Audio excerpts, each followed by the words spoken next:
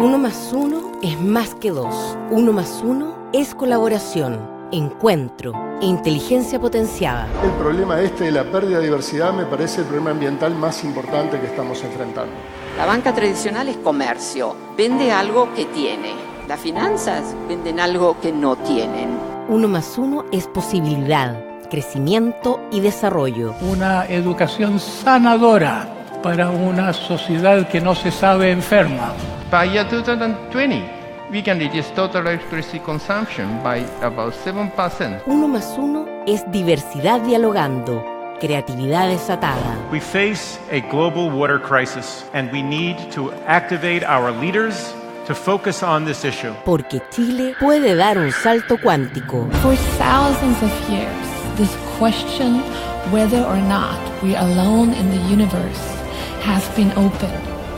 And I can't tell you today whether or not we are, but for the first time in human history, we have the technology to find out.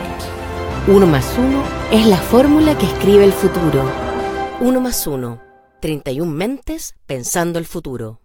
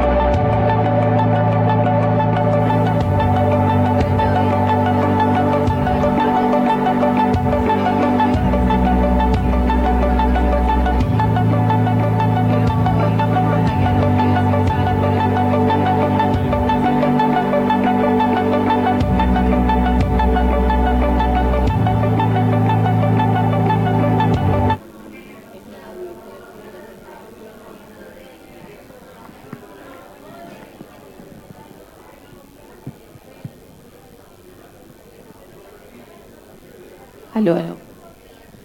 Aló, aló.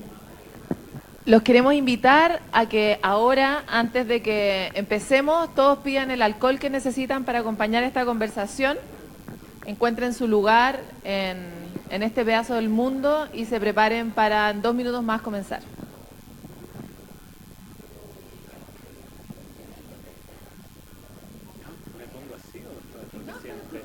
Yo creo que tú tienes muy bien definido tu sonido. Así que confía en tu criterio para lo elegido antes. Que me cagaron con ¿Por qué? Él es uno de los...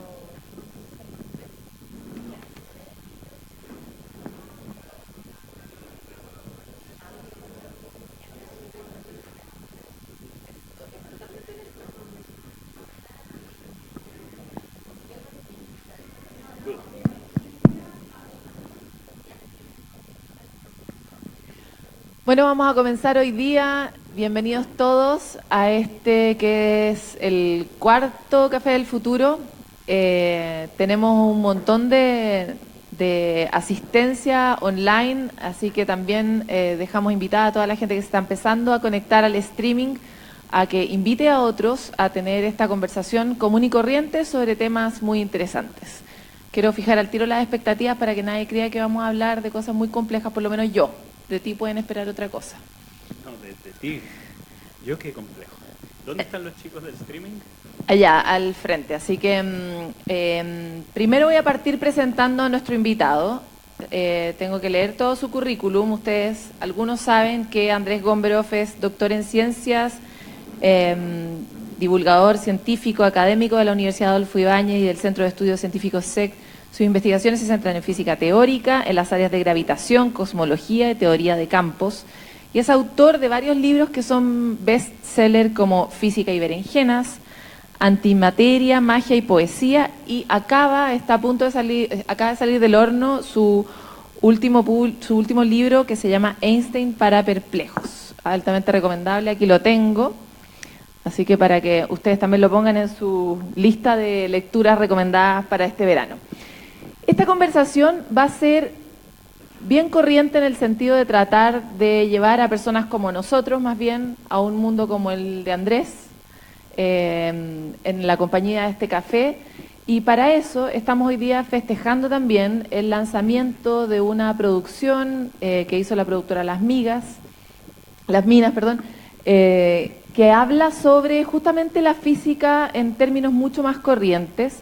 Andrés es el protagonista de esta serie que se está transmitiendo a través de CNN Chile, pero también a través de las redes sociales, la misma plataforma que la productora dispuso, y ha sido impulsada por medios como El Mostrador y etcétera, tratando de acercar un poco la conversación científica al resto de las personas. Hoy día queremos partir presentándoles la serie para impulsar o estimular la conversación que vamos a tener a continuación. Para eso vamos a ver qué onda con esta serie.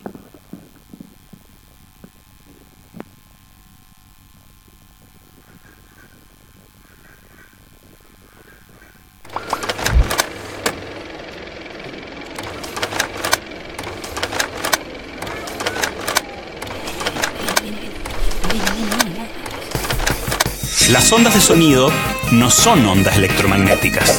Estas son ondas de presión de aire. En un CD, la música está impresa en un largo espiral que se extiende por más de 5 kilómetros. La luz viaja 1 metro en una 100 millonésima de segundo. Cada una de las 243 calorías de energía que provee esta barra de chocolate equivale a la energía que gasta una ampolleta de 100 watts en 40 segundos.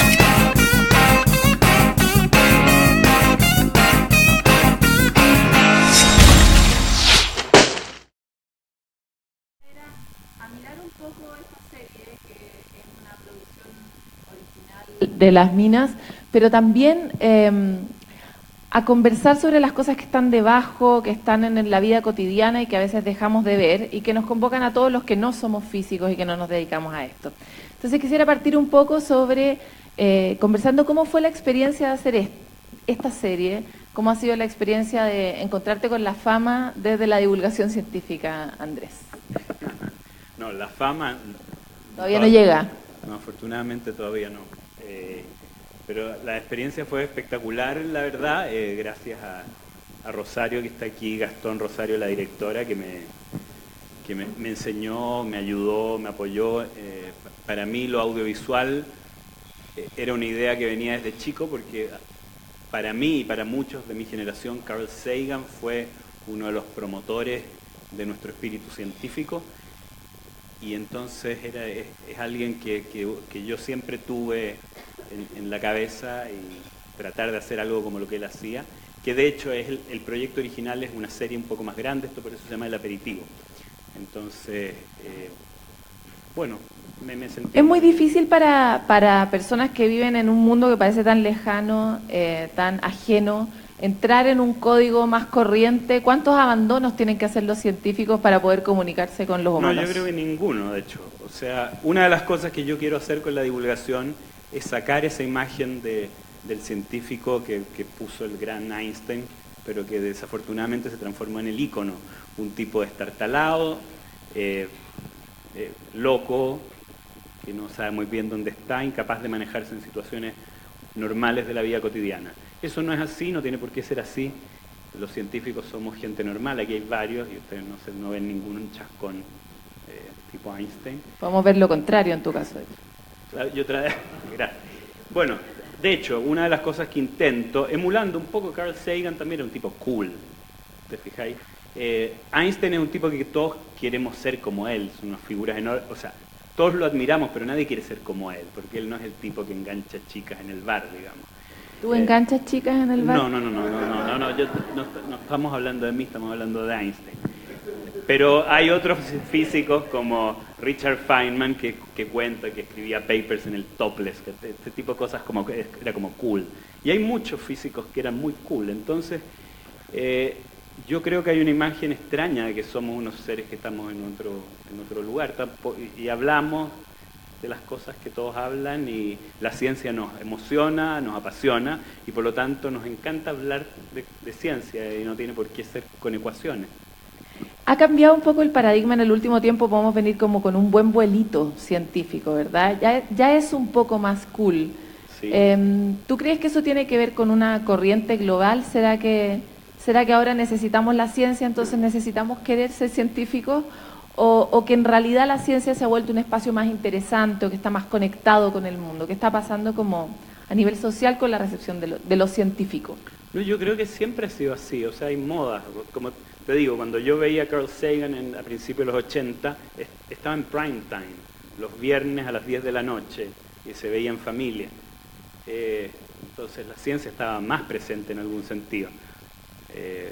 Y la divulgación científica también ha estado siempre presente. Los más grandes científicos, por ejemplo, Michael Faraday, al que le debemos que haya luz aquí,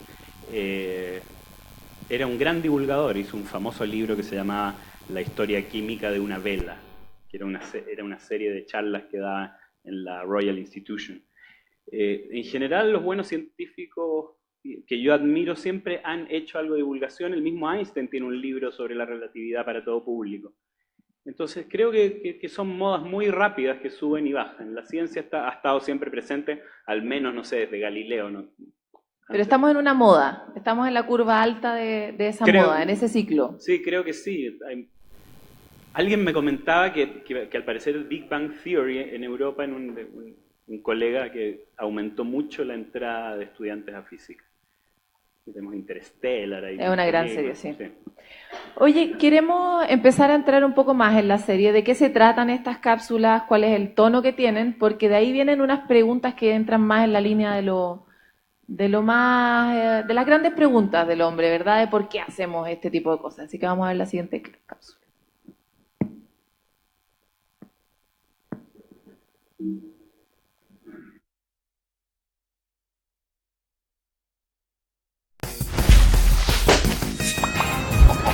Si lanzamos una piedra en un estanque de aguas tranquilas, veremos ondas propagándose en el agua. El agua vibra.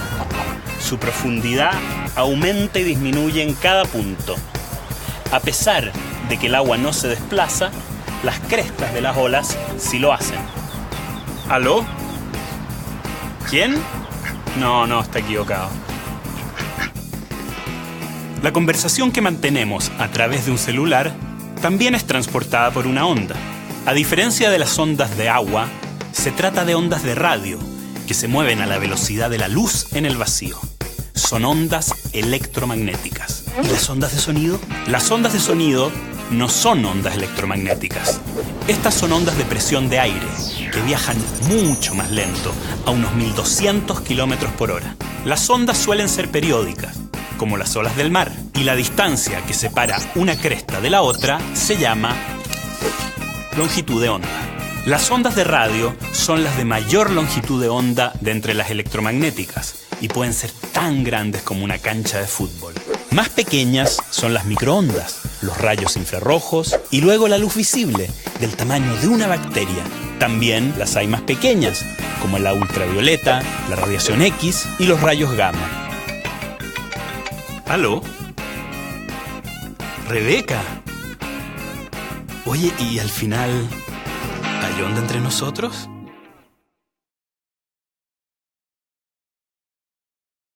Cosa. ¿Qué cosas, perdón? Por ejemplo, las ondas. La ciencia es una manera de leer la naturaleza entre líneas. A nadie puede no importarle el mundo, porque si no, ¿para qué? ¿Para qué estar, digamos? A uno le importa, uno se maravilla con el universo, pero la ciencia te permite algo más increíble, te permite mirar el universo con una lupa, con un telescopio. Te permite mirarlo con la mente, porque nunca nadie ha salido de la galaxia, pero sin embargo tú ves imágenes desde fuera de la galaxia. Porque podemos imaginarla, podemos ver un átomo, a pesar de que los átomos no se pueden ver.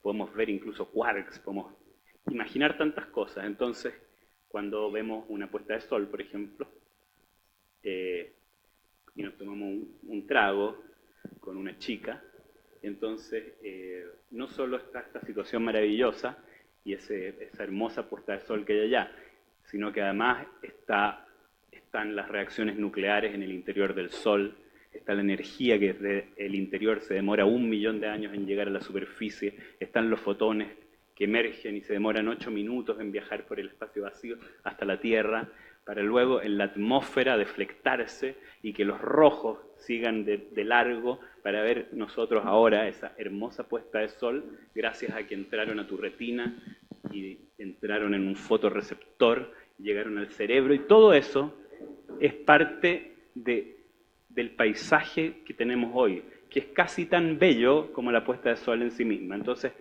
no puede no importarte. Es la construcción más bella de la historia del intelecto humano.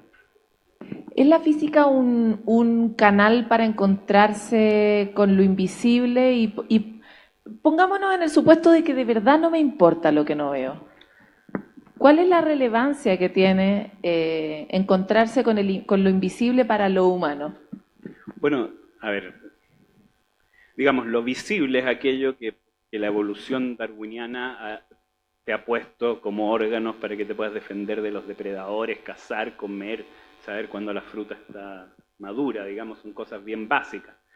Pero hay una cuestión que llamamos cultura, que está sobre los genes y los instintos. Y por eso yo puedo disfrutar el martini seco, porque un niño no lo disfruta, o un café que es amargo. La amargura es una señal de veneno. Pero la cultura nos pone sofisticados, y yo creo que es simplemente eso. La experiencia y el paisaje humano es más allá de lo que ves, igual como es más allá de lo que te gusta a primera instancia. Si no, es muy aburrido todo. Ahora, en estas exploraciones que has hecho tú, surgen preguntas que a veces nos llevan a encontrarnos con dimensiones más mágicas. ¿Cuál es el límite? Cuando uno ve, por ejemplo, el documental del CERN sobre la partícula, ¿verdad?, de Dios, claro, la partícula de Dios, las preguntas que se hacen en el mundo físico a veces son bastante mágicas. ¿Dónde está el límite de lo físico y científico y dónde empieza el mundo de lo mágico y lo que no es ciencia? Bueno, el hecho que yo esté hablando en un aparato metálico con una rejilla y que mi voz salga amplificada por un parlante que está 2 metros más allá es absolutamente magia. Se amplifica más cuando te acercas el micrófono. Entonces, todo es magia, digamos. No, obviamente, la ciencia más contemporánea tiene unas preguntas que cada vez son un poquito, parecen más esotéricas en algún sentido, porque además no están planteándose para resolver problemas prácticos de ninguna clase, como por ejemplo, cómo fue que se originó el universo. Es una pregunta importante para todos y que probablemente, si es que algún día la respondemos, va a tener muchas implicancias prácticas, como lo ha tenido todo, finalmente. Eso me parece interesante porque en algún momento, yo diría en Chile somos todavía bastante presa de eso, como que la ciencia solo tenía sentido en la medida que nos llevaba a un resultado que ojalá se convirtiera como en algo contable, ¿verdad? Y eso es bastante razonable si uno mira el tiempo asociado, por ejemplo, a los desafíos que tenía la revolución industrial. Pero hoy día, en esta nueva sociedad donde el conocimiento es el patrimonio, donde la información es la clave del futuro, parece que ya no necesitamos convertir las cosas en patentes. ¿Cuál es tu visión sobre el momento científico hoy día asociado al momento como del mundo? Bueno, no, yo siempre en la divulgación científica he tratado de dejar fuera a la tecnología, absolutamente. Es una lucha militante, porque es mi manera de hacer divulgación. Normalmente la ciencia en los medios de comunicación está asociada a la tecnología y no hay razón por la cual eso tenga que ser así. Evidentemente la tecnología es la razón y la forma en que los científicos pedimos fondos estatales. La gente quiere tener resultados. Es lo que se ve. Y además es la cosa que le ha dado reputación a la ciencia. Porque uno de los errores que cometemos en la educación con los niños es que la ciencia se enseña igual que la religión. Unos libros que vienen desde la autoridad de un profesor o desde un libro y con poca experimentación, con poca poesía. Y claro, la razón por la cual los científicos nos sentimos seguros en comparación con la Biblia, aunque bueno, no debería ser así quizás, pero es que tenemos resultados, hacemos micrófonos. Igual tienen verdades parciales. Eso, una vez sentada con un científico cometí el error, yo encontré que era bien razonable lo que decía, de plantearle que igual la ciencia demasiadas veces se parecía a la religión, en el sentido como que proclamaba grandes verdades, pero al final la verdad era de este tamaño y se deshacía 5 años después, digamos. En ese sentido, ¿cómo te relacionas tú con la certeza científica y cómo enseñas tú a tus alumnos que tú no eres Dios? No, es que es lo más importante. O sea, lo primero que hay que enseñarle a un niño es decir no sé. La certeza científica no existe. Es por eso que, por ejemplo, con toda esta cosa de las vacunas, nadie puede decir que el timerosal no causa autismo de la misma manera como nadie puede decir que la lechuga no causa impotencia. Porque estas son cuestiones estadísticas. Evidentemente, siempre no hay evidencia. Que no haya evidencia de algo no significa que no la vaya a haber en algún momento. Y si en 20 años más empezamos a ver conexiones entre la lechuga y la impotencia, entonces van a cambiar las cosas. Pero no hay verdades, las teorías científicas se destruyen, salen nuevas. Normalmente lo que sí es una verdad son las aproximaciones, o sea, la Tierra es redonda. Eso parece ser una verdad. Pero es una verdad porque es una aproximación, porque redondo, una esfera no es. Es una buena aproximación. Las leyes de Newton son una muy buena aproximación a la realidad y sabemos hasta dónde nos sirven.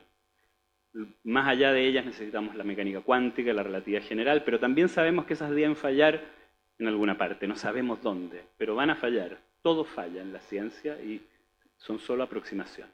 Ahora, tú aprendiste en un paradigma donde era más clara la linealidad entre el profesor y el alumno, y eso de alguna forma se ha roto, y eres profesor de universidad.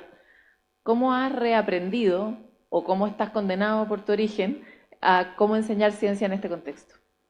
Yo no creo que sea distinto, porque enseñar, bueno, yo no me dedico a la educación, pero es algo que no entiendo muy bien. Cuando yo les enseño a mis estudiantes de primer año mecánica, les estoy enseñando una mentira, una teoría que está mala, que sabemos que está mala, que es una muy buena aproximación, pero es una aproximación. De la misma manera, cuando uno hace divulgación científica, está mostrando algunas cosas, está mintiendo un poco, pero está estimulando, está todo es por capas. Todos somos ignorantes y vamos aprendiendo por capas. La educación no es lineal. Y hay que estar además tener ganas de aprender. Vamos a revisar otra cápsula que tenemos, que tiene que ver con las casualidades científicas, podríamos decir.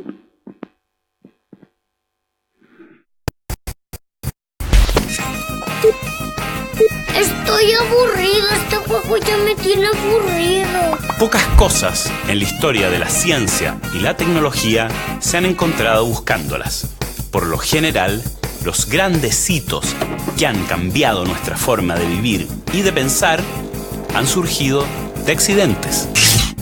Así nació, por ejemplo, el videojuego Tennis for Two, creado por el físico William Higginbotham para una exhibición que su laboratorio preparaba todos los años.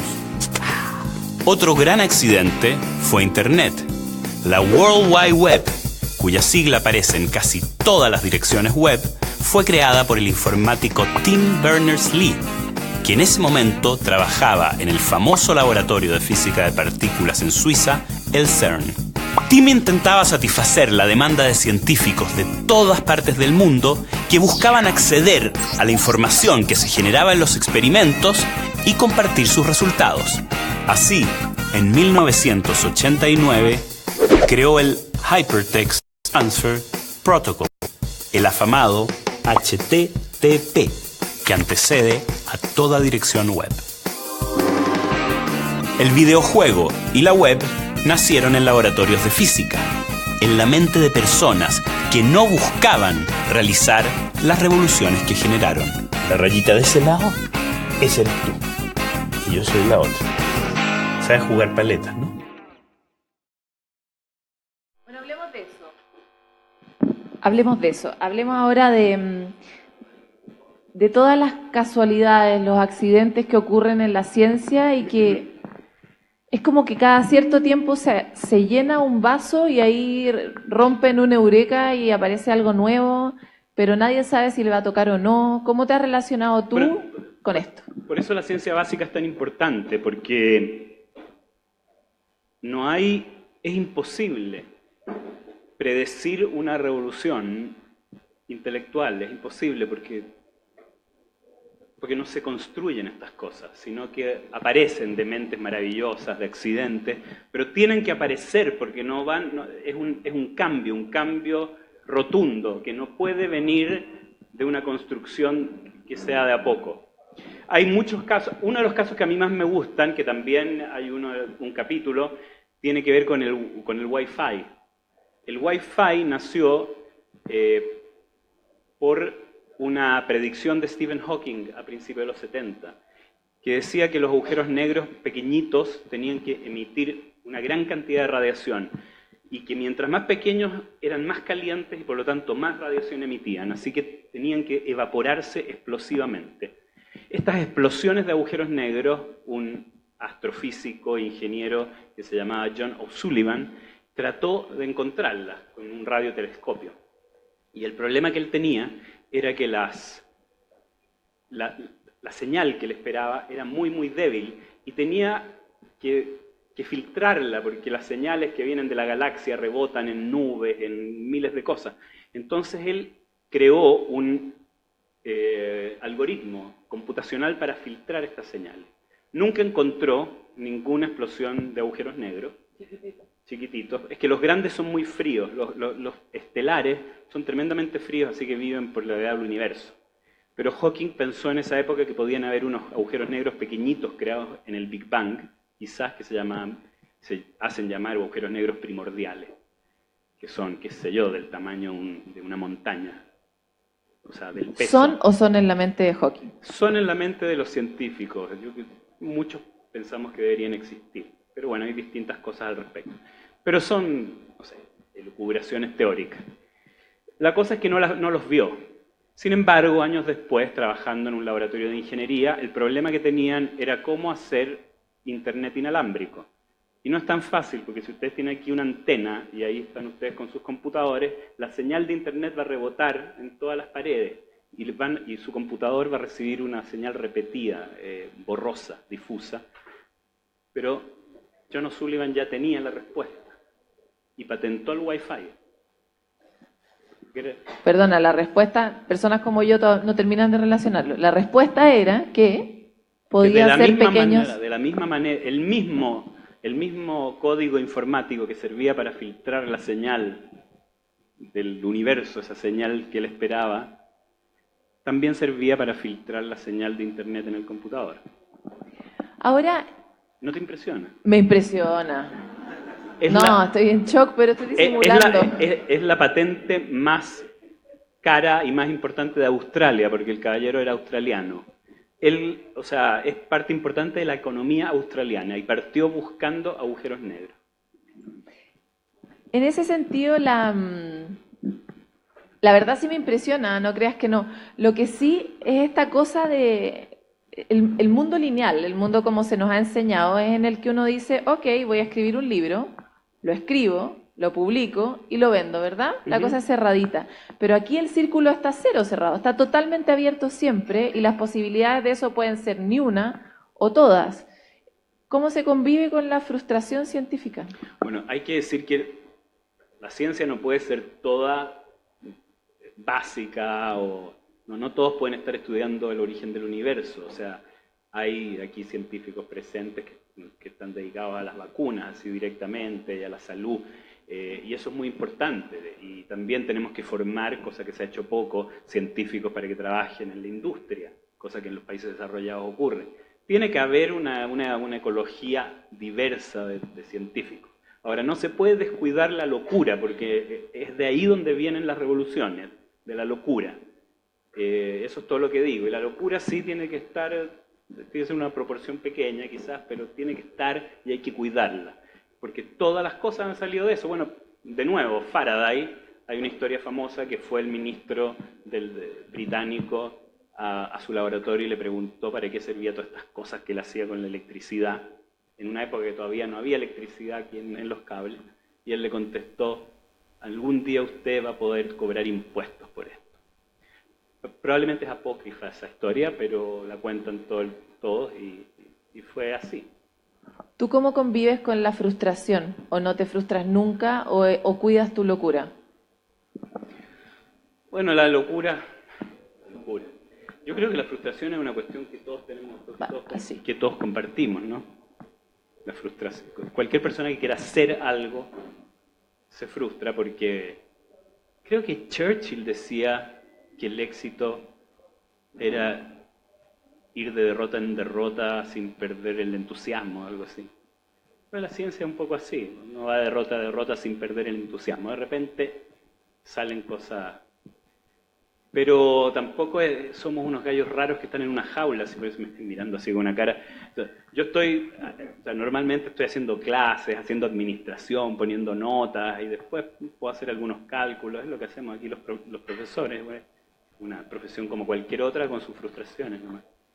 ¿Cuáles son para ti las cosas que te han emocionado más? ¿Cuáles han sido tus emociones científicas? Esa no la tenía preparada. Mira, siempre hay pequeños momentos eureka.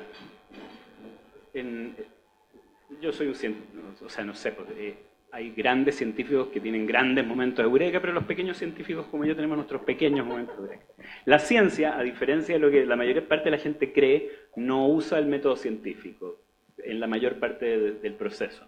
El método científico es la parte latera del proceso. La parte entretenida es cuando uno se vuela y dice algo tiene que ser así, ya. Entonces ahí los biólogos hacen un experimento y ahí se frustran el 90% de las veces o no. Por eso no fuiste biólogo. Claro. No, los físicos hacemos cálculos. Y los cálculos tienen que dar un resultado razonable que, no sé, que tenga que ver con la naturaleza. Y cuando no funciona, y los cálculos demoran meses, pues son cálculos complicados. Entonces, hay dos momentos maravillosos que a uno le pasan, que no voy a explicarlos porque es muy técnico, pero primero es cuando uno tiene una idea, que es lo más difícil de ese momento. Ese es el momento eureka, el momento de la idea. Esto puede ser fantástico. Y después viene un momento terrible de trabajo, que puede ser por meses o años, hasta que al final uno llega a un resultado, y si el resultado es correcto, eso ya es realmente un orgasmo. ¿Te ha pasado? Un par de veces. Estamos tratando de entender qué es lo que pasa en este mundo, ¿verdad? Y tratando de convocar a otros que parece que necesitáramos para enfrentar los desafíos que vienen en la humanidad. Hay como, esa frase yo la digo un montón en el programa porque como que la leo harto también, como que hay un consenso en que hoy día estamos en un punto de la humanidad donde necesitamos mucha más gente loca, no tan loca, dedicada a la industria, etcétera. ¿Coincides tú con que estamos en un mundo o es solo esta cosa tan antropocénica de creer que siempre estamos nosotros en el momento donde están quemando las papas? No, yo más bien creo lo segundo. Sí, yo siempre escucho que el mundo está acelerando cada vez más y yo que amo la música, creo que nunca la música había avanzado más que entre el año 59 y el 69. Yo soy Beatlesmaníaco. Y desde los Beatles como que nada ha cambiado mucho, como que se frenó. Bueno, estoy exagerando un poco, pero creo que hay momentos en que hay cosas que cambian fundamentalmente. Mi área de la física, por ejemplo, está en un momento bastante plano. Hay ciertas áreas que despegan, la biología está muy de moda hoy día, pero hay cosas que van rápido, otras que van lento, pero siempre hay revoluciones y cosas maravillosas. Y tal como describes, ¿cuál fue el momento de la música para ti? ¿Cuál ha sido el momento de la ciencia para ti? Bueno, yo soy un profundo admirador del siglo XX, medio anticuado. Tiene que ver con ese libro, digamos. Einstein es para mí un personaje totalmente increíble, porque fue capaz no solo de revolucionar la ciencia en el sentido de proponer teorías que eran mejores, sino que las teorías que propuso eran totalmente... quebraban con todos los paradigmas. Él propuso que la luz, una cuestión que Maxwell había mostrado que era una onda electromagnética suave, 40 años después él propone que está hecha de partículas. Y con eso parte la mecánica cuántica. Él hace la relatividad general, que recién hoy... Bueno, las últimas 2 semanas han sido maravillosas porque pudimos ver las ondas gravitacionales producidas por un par de estrellas de neutrones que colisionaron. Y por primera vez la humanidad pudo ver en vivo y en directo cómo 2 estrellas de neutrones eran los alquimistas que producían oro, y vieron oro haciéndose ahí. Y todo esto gracias todavía a Einstein, él es un eco que está detrás nuestro. Es como los Beatles un poco. Creo que en otras áreas hoy día están pasando cosas impresionantes, como te digo, en biología, pero ahí no sé, yo no soy quien pueda hablar de eso. En informática están pasando cosas. Yo creo que la gente sí está apostando demasiado en eso, no creo que sea, yo creo que eso se va a frenar. Es interesante ese comentario que haces porque lo hacen siempre los científicos. Hace un par de años hicimos un experimento en el Congreso en el que le pedíamos a científicos de un área que entrevistaran a científicos de otra y todos entraban en bastante pánico porque no habían leído su último paper y sentían que en realidad no podían hablar de eso otro. Y el ejercicio fue muy bonito porque finalmente los científicos empezaron a hablar como personas, ¿verdad? Pues tenían una conversación muy parecida a la nuestra. Pero dale con eso. ¿Te parece que no estoy hablando como persona? No, yo creo que tú haces tú eres un buen ejemplar de los pocos que hay en materia de hablar en fácil, ¿verdad? Entonces, me parece interesante tu comentario, como no, yo no voy a hablar de lo importante de la biología, cuando tienes, por supuesto, muchas más distinciones que yo y que la mayoría de este público para saber cuáles son los grandes avances de otras disciplinas. ¿Cómo ha influido en ti esta visión que parece haber permeado el mundo científico sobre la necesidad de saber en realidad de más cosas en vez de una sola, la necesidad de cruzar un poco esos puentes y volver?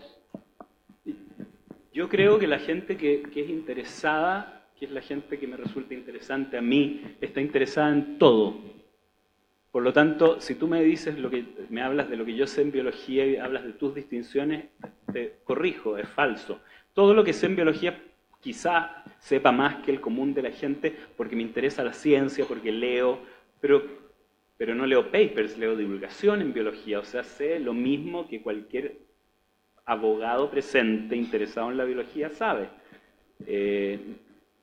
Y me interesa la música, y me interesa las humanidades, me interesa la historia, Yo creo que uno tiene que estar interesado. A ver, si no, no está vivo. Finalmente, a mí lo que me gusta de la ciencia es que me permite y me pagan por hacer algo que es fascinante, pero bueno, pero ahí no termina mi universo, y yo creo que el de nadie, ¿no?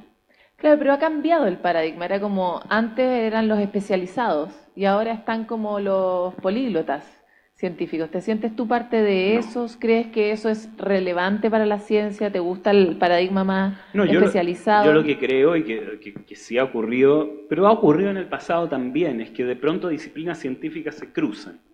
Y entonces nace la interdisciplina, hay varios términos distintos que yo confundo.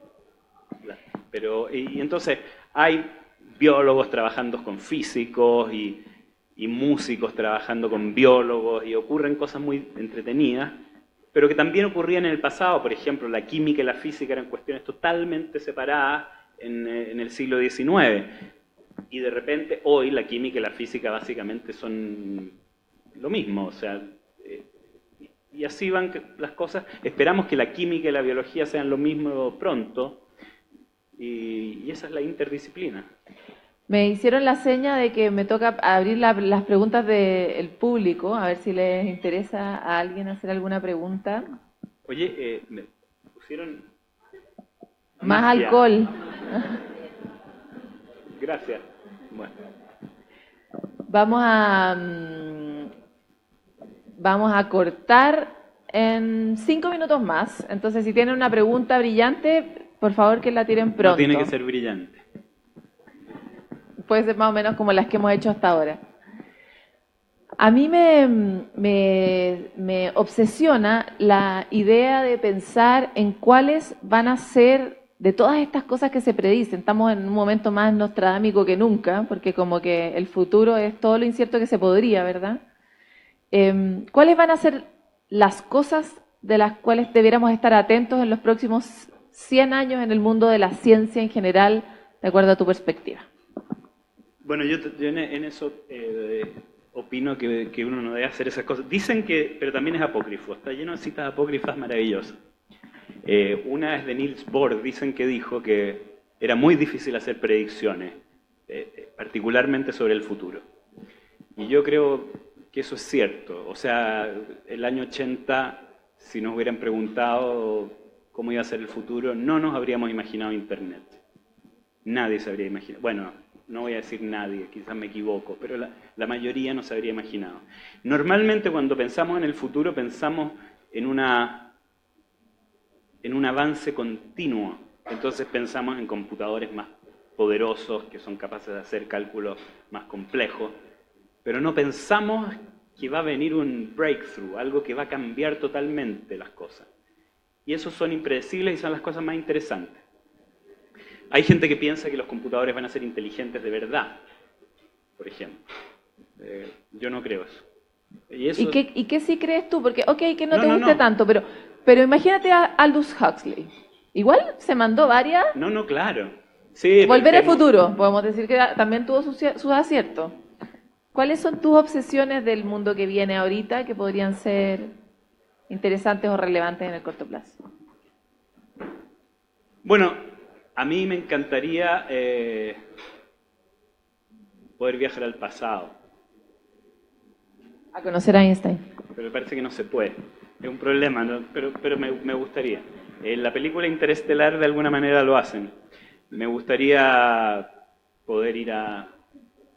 los viajes interestelares son algo que parece que va a ser posible en un futuro lejano. Hoy día es muy complicado porque no tenemos energía. No hay bombas de gasolina en el camino y ese es el problema fundamental. Pero en algún momento vamos a poder tener probablemente fusión nuclear, o vamos a poder cosechar bien la energía del medio interestelar. Así que un sueño sería poder viajar a Alpha Centauri. Eso espero que hagan abandonar la Tierra. Ese tipo de historias me parecen razonables. Infectar otros planetas. Vamos a guardar esta cuña para 120 años más para recordarte en ese momento. Ojalá no hayas permanecido vivo para que no seas tú el que lo cuente, digamos. A menos que mi conciencia se pueda bajar a una computadora, como predicen algunos. Y a todos ustedes les vamos a agradecer. Pero tú dijiste que iba a hacer cortar y vamos a hacer una pausa. No, hay una pausa como a comerciales de internet. Nunca había hecho esto. Así que volvemos enseguida.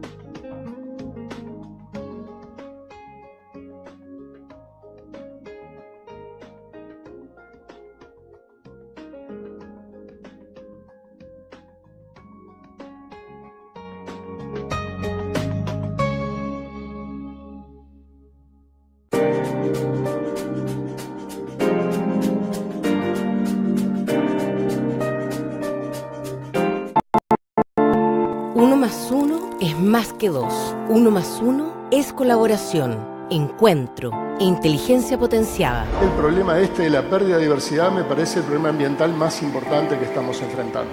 La banca tradicional es comercio, vende algo que tiene.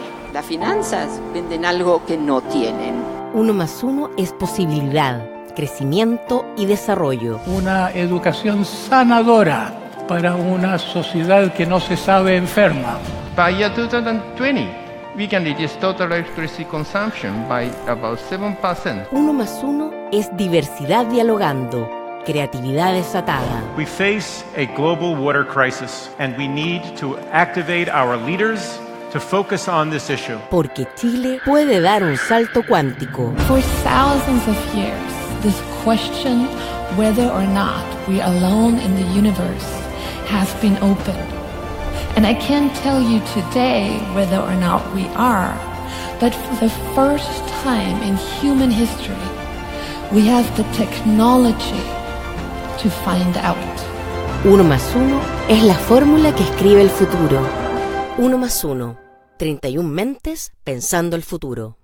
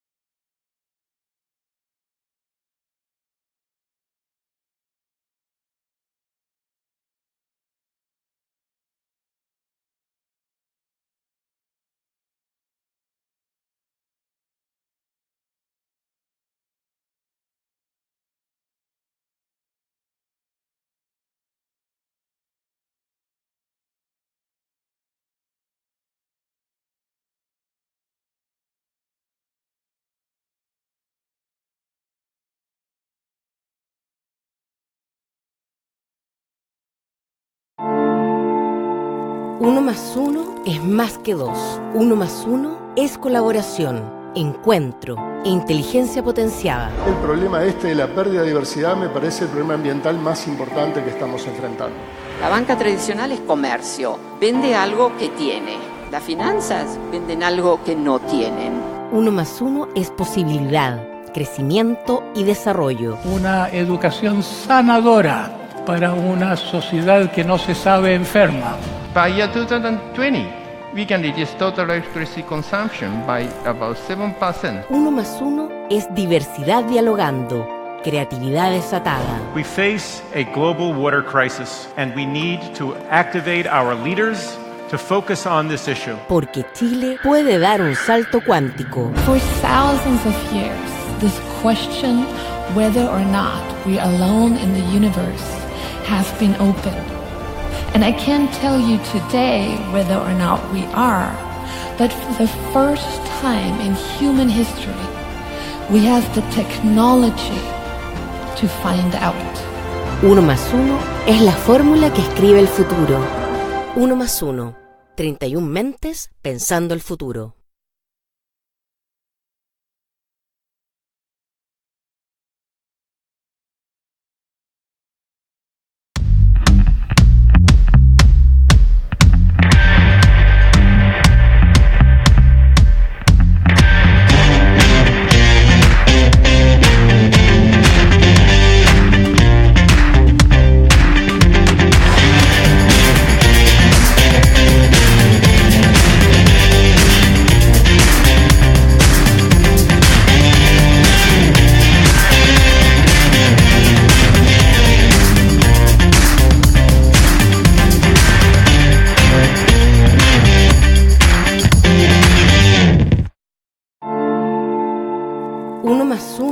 Más que 2. 1 más 1 es colaboración, encuentro e inteligencia potenciada. El problema de la pérdida de diversidad me parece el problema ambiental más importante que estamos enfrentando.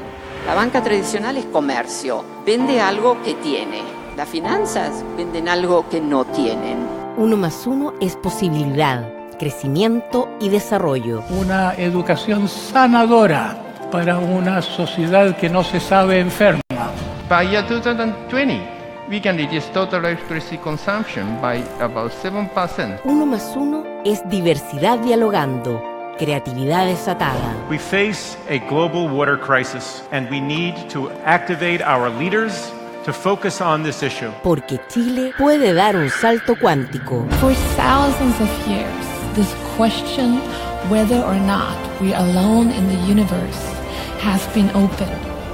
And I can't tell you today whether or not we are, but for the first time in human history, we have the technology to find out. 1 más 1 es la fórmula que escribe el futuro. 1 más 1, 31 mentes.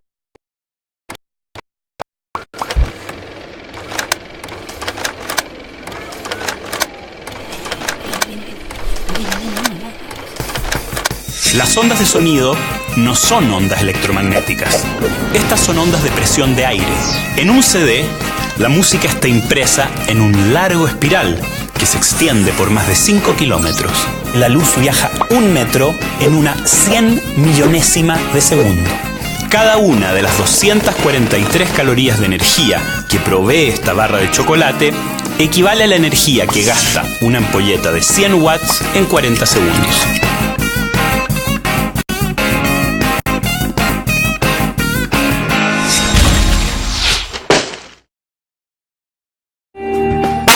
En algo así como 12 segundos.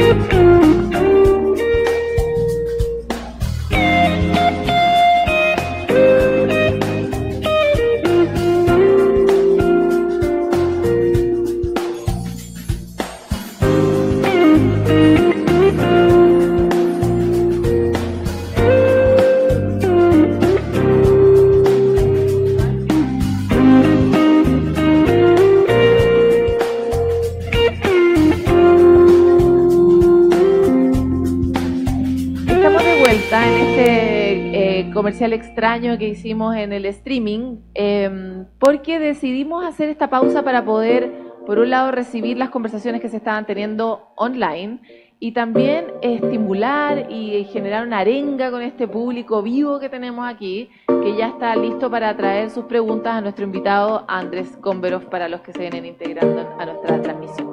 Así que, ¿quién va primero? El micrófono es contigo.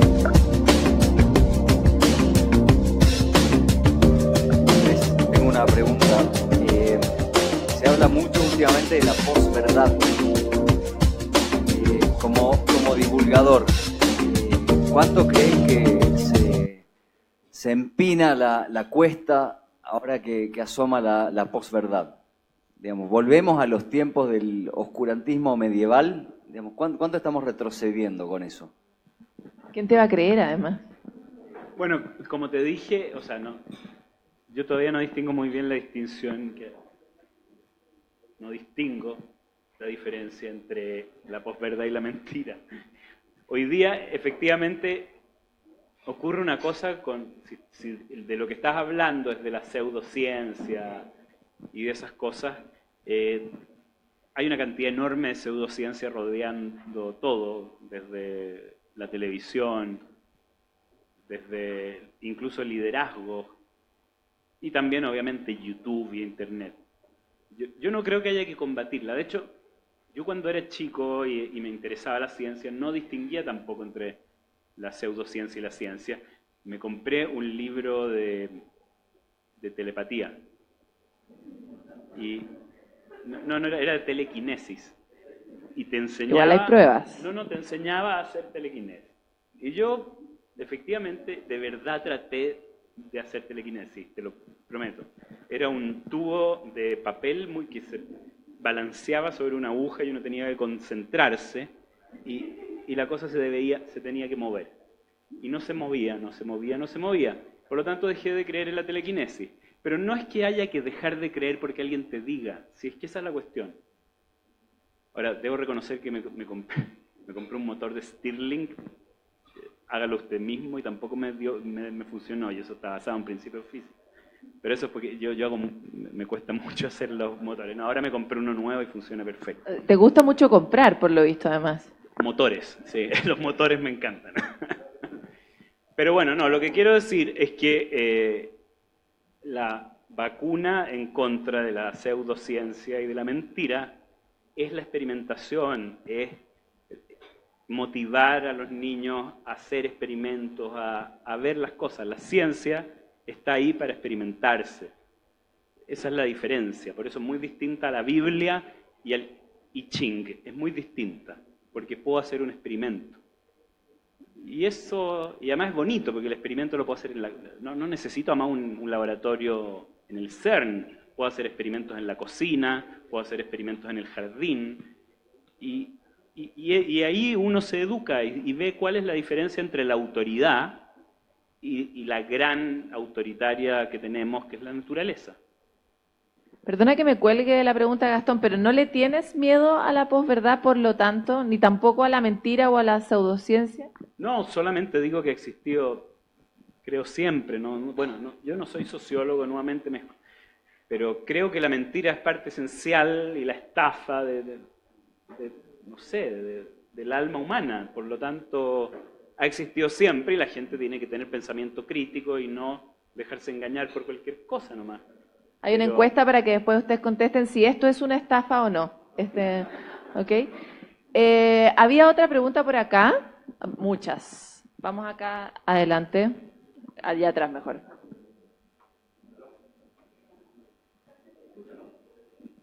El micrófono parece no estar funcionando. Y es inalámbrico. A ver, sí, inalámbrico. Ahí sí. Oye, lo primero decir, yo, constructor, ¿qué hago aquí? O sea, se me fue complicado hasta para llegar. Ya era como que me decía, oye, ¿qué vaya a hacer tú? Una cuestión de ciencia. Constructor, y ahora me pongo a escuchar, y además me encuentro con que me dicen ahora que tú, es como persona este gallo además, po. O sea, tengo que aprovecharme, po. Entonces me aprovecho. Entonces empiezo con, para mí ya difícil era la mecánica y la física, o sea, en la universidad ya me era difícil, y ahora le agregan un apellido y le ponen física cuántica. Y lo he escuchado decir más de 2 o 3 veces. Explícame, por favor, qué es la física cuántica, porque si a veces lo entiendo, Primero, o sea, lo leo, no lo voy a entender. Yo no puedo aceptar tu humildad. No, Tú eres no. constructor, ¿qué construye? Así, yo soy constructor civil y me dedico a la parte de construcción. Bueno, yo soy totalmente incapaz de construir nada. Entonces es absurdo que pongas esta distancia. Si cada uno tiene su oficio y No, yo sabe siempre, hacer la yo siempre he cosa- dicho que los constructores son muy superiores a los científicos, Por pero supuesto. digamos, Al eso- menos- eso no- claro, por lo tanto, humildad nada. Yo soy incapaz de construir nada, cosa que me debería avergonzar profundamente, así que no. La mecánica cuántica. No, ese es el apellido, o sea, es una teoría, es un nombre. Newton, que es el padre de la física teórica, hizo sus leyes famosas, que son muy útiles hasta el día de hoy para construir, por ejemplo, porque incluso para poner satélites en órbita, incluso para explicar cuestiones cósmicas. Son unas leyes maravillosas, pero tienen ciertas limitaciones. Y una de las limitaciones que empezaron a hacerse evidentes a finales del siglo XIX era la descripción del mundo microscópico. El mundo microscópico tiene ciertas propiedades que no se pueden explicar con la física de Newton. Te doy un ejemplo. Maxwell, ya en el siglo XIX, cuando se creó la teoría de la electricidad, se sabía que una carga eléctrica, cuando es agitada, emite ondas electromagnéticas, luz. Es una antena. Una antena es una cuestión donde se agitan cargas eléctricas y eso emite energía en forma de luz, ondas electromagnéticas. Entonces, en la época en que se entendió que el átomo tenía un núcleo cargado positivamente y una partícula negativa, el electrón, la única manera de que podía hacer que estas cosas no colapsaran y chocaran, porque se atraen eléctricamente, era que el electrón estuviera dando vueltas. Pero si estaba dando vueltas y se estaba agitando, tenía que emitir luz y por lo tanto perder energía y caerse. Nadie entendía cómo era posible algo así. Hasta que llegó un Niels Bohr, el mismo del futuro, y se le ocurrió una idea brillante. Dijo que probablemente el electrón no podía perder energía porque los niveles de energía estaban cuantizados. De ahí viene la palabra cuántica. Si tú vas al casino, el casino tiene una apuesta mínima, 1.000 pesos, por ejemplo. Si tú tenés 100 pesos en el bolsillo y entras al casino, no puedes perder plata. No puedes, porque hay una apuesta mínima. Lo mismo le ocurre al electrón, no puede perder energía porque hay una apuesta mínima, entonces se queda estable y no. De ahí viene la palabra cuántica. Y de ahí surge toda esta teoría que es muy sofisticada y complicada, que ha sido capaz de explicar las cuestiones más impresionantes de la física de partículas y que en los años 60 llega a su apogeo con el llamado modelo estándar, que explica básicamente todas las cosas que vemos en los experimentos de física de partículas. Pero bueno, la teoría es complicada y es cuantitativa y predice millones de propiedades del mundo que son tan complicadas como tratar de construir un puente que yo no soy capaz de construir, así que... Como física cuática podría llamarse. Uno nunca la termina de entender mucho. Acá había otra pregunta.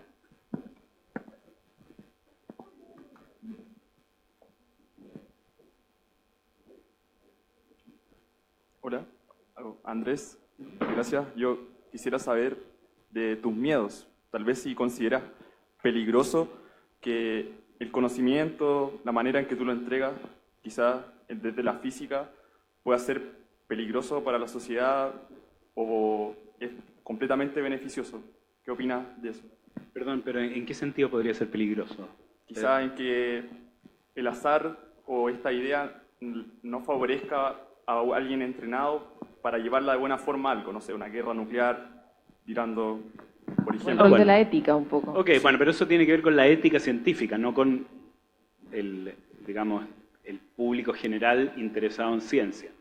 Bueno, eso siempre ha estado presente y es un problema tremendo que tiene historias memorables y tristes, digamos. La bomba atómica es el ejemplo más grande de esto. Fue el mismo Einstein el que le mandó al presidente Eisenhower una carta diciéndole que era muy probable que se pudiera sacar energía de los núcleos atómicos y que esto podía realmente, era muy probable que se pudiese crear bombas terribles. Y eso partió el proyecto Los Álamos, el proyecto Manhattan en Los Álamos, que llegó hasta la bomba atómica. La pregunta éticas son infinitas y por supuesto no tienen que ver con la ciencia. Yo lo que sí creo es que es imposible parar la ciencia, es absurdo parar la ciencia, porque es imparable, o sea, es conocimiento humano. Tú puedes pararla en una región, pero siempre va a haber alguien que va a continuar. Y creo que después de todo fue bueno que Einstein hubiese advertido. Probablemente fue un gran error, de hecho el mismo Einstein estaba tremendamente arrepentido porque las bombas en Hiroshima y Nagasaki fueron totalmente absurdas, porque la guerra ya estaba ganada. Pero si los nazis hubiesen tenido la bomba atómica antes, quién sabe qué habría pasado. Entonces, en ese momento había un problema ético importante para los científicos que estaban en Estados Unidos. Y yo creo que la investigación no hay que detenerla jamás. Jamás. Ya, pero ¿cuál es el límite, po? O sea, pongámonos en ese escenario. En el escenario de que de verdad tú estás metido en una investigación que tiene ese tipo de riesgos. Tú vas por la línea de continúo la investigación hasta el fin, aunque sé que aquí puede haber una herramienta así de destructiva, así de peligrosa, o a la ciencia hay que ponerle algún tipo de límite o algún tipo de resguardo. A ver, a todo hay que ponerle el límite en el momento que llega al consumo humano, digamos. O sea, yo, por ejemplo, estoy a favor de los transgénicos, pero eso no significa que esté a favor de cualquier transgénico.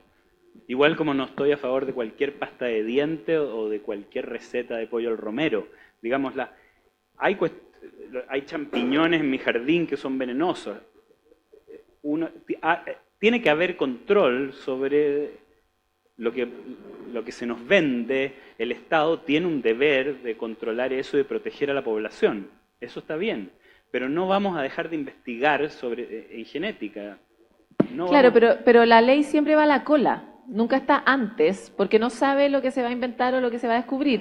Entonces, ¿dónde uno y cómo uno pone barreras para resguardar lo que sea que queremos resguardar? No sabemos. Te puedo decir solamente que no sabemos, porque hasta el momento en que está hecho no sabes cuál puede ser el uso. Y además, en general, a todo le puedes dar cualquier tipo de uso. O sea, la energía nuclear no solo es responsable de bombas atómicas, es responsable de un buen porcentaje de la energía en el mundo, es responsable de remedios para el cáncer, es responsable de procesos industriales importantes. Entonces, pero es una pregunta importante, muy importante, sin duda, y yo no tengo una respuesta. Yo creo que esas cosas hay que verlas de a una, no hay respuestas generales. Estamos medio fritos, pareciera. ¿Hay otra pregunta ahí? ¿La niña de pelo negro?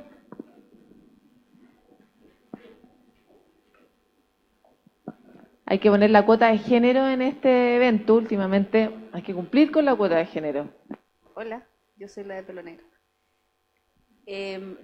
No tengo una pregunta muy brillante que hacerte, pero cuando contaste aquello como de que te compraste ese libro de telequinesis, me recordé a mí en este comercial de Fonsi, cuando una verdad los veo y esperaba que cayeran como Fonsi, de verdad lo hice varias veces, perdón si se me cae el carnet. Entonces, desde ahí preguntarte, ese era como mi sueño de ser físico, tener como ese poder de apretar y que en la calle me cayera como mucho, ya no se llaman Fonsi, para los más actuales. Gracias. Entonces, me toca ponerte en un escenario más que hacerte una pregunta. Si pudieras tú hacer algún poder sobrenatural, ¿cuál harías y cuál regalarías como a la humanidad para los desafíos que se nos vienen? Es que me hace una pregunta complicada porque yo no creo en los poderes sobrenaturales. Creo en los poderes naturales y creo que hay poderes naturales inexplorados. Como acabo de decir, el poder de amplificar mi voz a través de esta rejilla de metal por un parlante. Es una cuestión muy antigua y muy importante. ¿Ah? lo arruino, pero al mismo tiempo te lo confirmo, porque,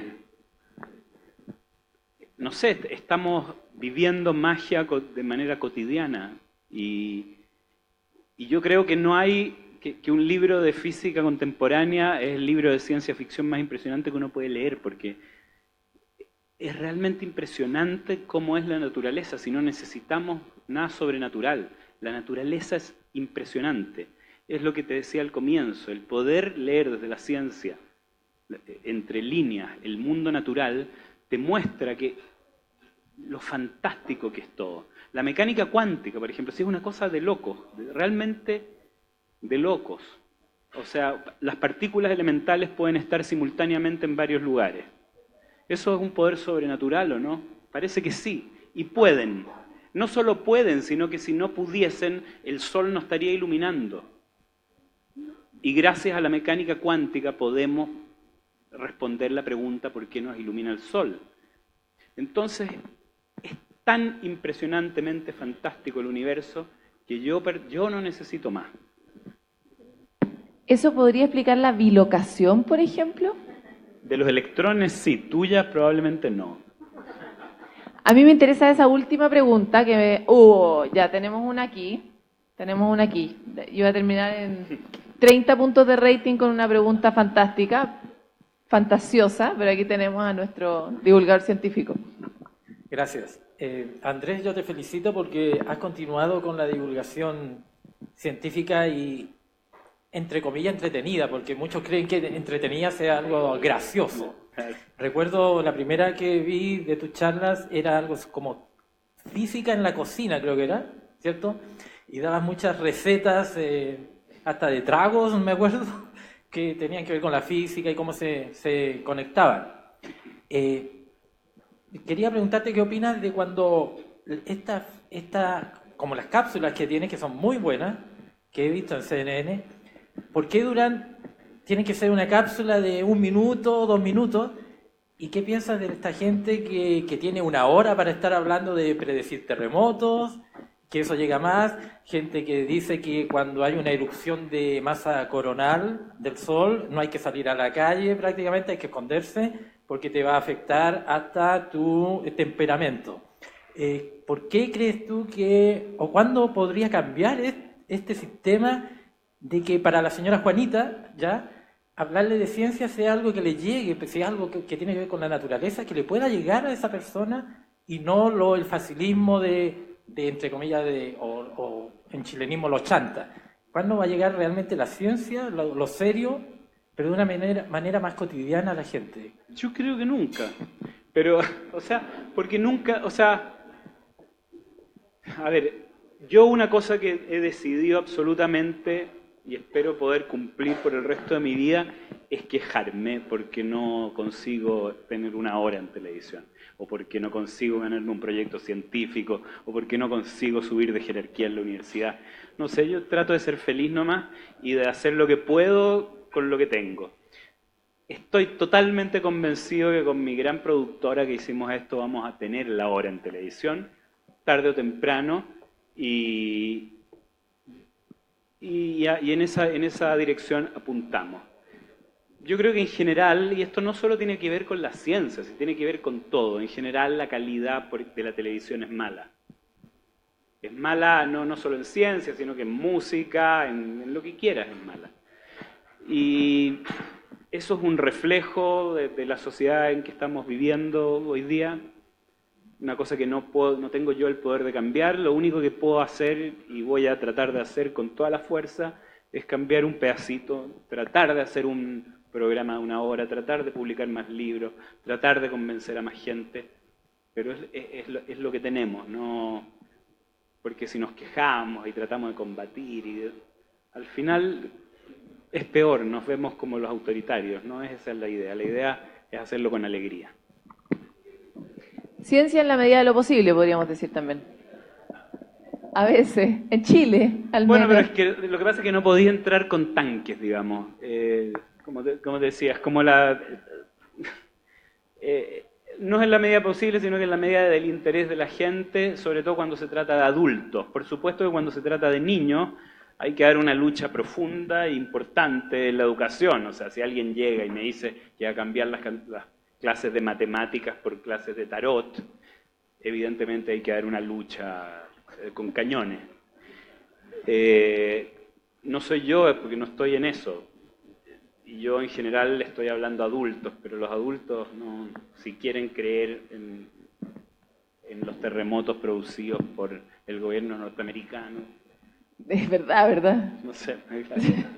Yo quería hacer esta última pregunta, que es, finalmente la ciencia, a propósito de lo que decía recién, si uno lee los últimos avances de la física o de la ciencia en el mundo, se da cuenta que en realidad la magia termina no siendo necesaria, ¿verdad? La magia está mucho más a la mano hoy.